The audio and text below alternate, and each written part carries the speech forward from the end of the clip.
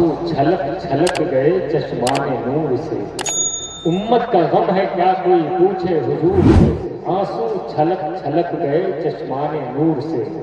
इफ्तार कर रहे हैं मदीने में बैठकर, पानी से या नमक से या जुआ खजूर से।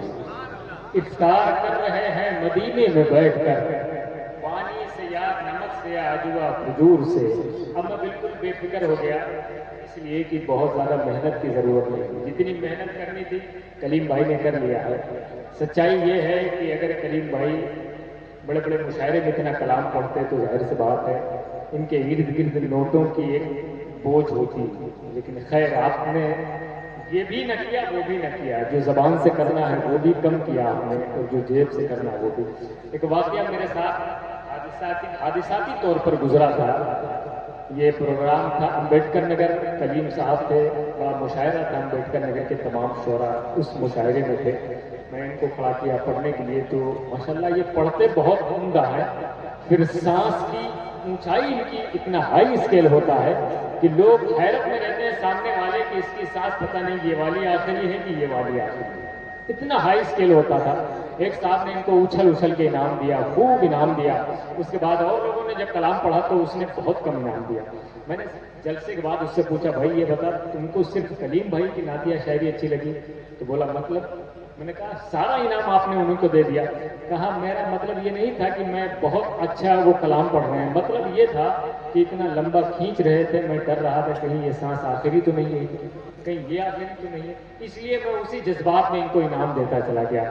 हकीकत ये है कि आपने इसका भी ख्याल नहीं किया कि ये सांस आखिरी है या इसके बाद चलेगी। अल्लाह करे कि ये सांस बहुत देर तक चले और फिर इस सांस के तबस्सुम से हम नात सुनते रहे। ठीक है, नात सुनते रहे। बड़ी खामोशी है, थोड़ा सा बोलने की जरूरत है, थोड़ा सा शामिल होने की जरूरत है। अगर मैं आपको बार बार धक्के दूं, आपको बोलूं कि बोलिए सुभान अल्लाह, तो ये आपकी मोहब्बत पर हर्फ आ जाएगा। समझ रहे आप?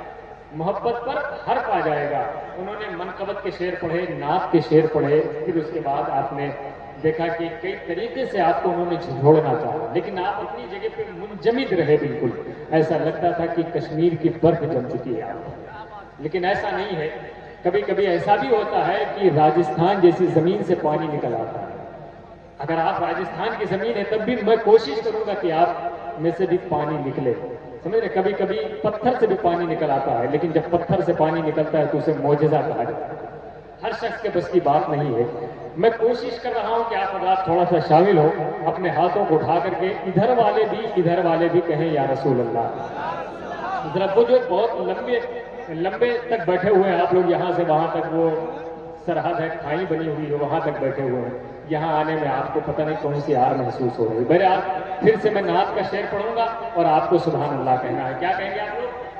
कमेटी वाले तो अभी पूरे नहीं आए हैं, कुछ ही लोग आए हैं, लेकिन जितने लोग आए हैं कारी रियाज साहब किबला सबको जानते हैं। एक शेर और सुन लें बड़ी आसानी के साथ। खुशी कोई न मनाता किसी के आने पर, करम हुजूर का होता नगर जमाने पर। फिर से बोलिए सुभान अल्लाह। ऐसे तो आसानी से शेर कहना बड़ा आसान होता है, ना शेर कहना आसान नहीं होता है और न शेर पढ़ना आसान होता है। मैं आंसुओं से वजू करके शेर कहता हूँ, किसी का दर्द जरूरी है शायरी के लिए। शायरी इतनी आसान नहीं। मीर से पूछा गया नात के शेर को हो, तो कहता है भाई मेरे बस की बात नहीं है, मेरे बस की बात नहीं है। कहाँ मैं, कहाँ शान मुस्तफा, मैं नहीं कह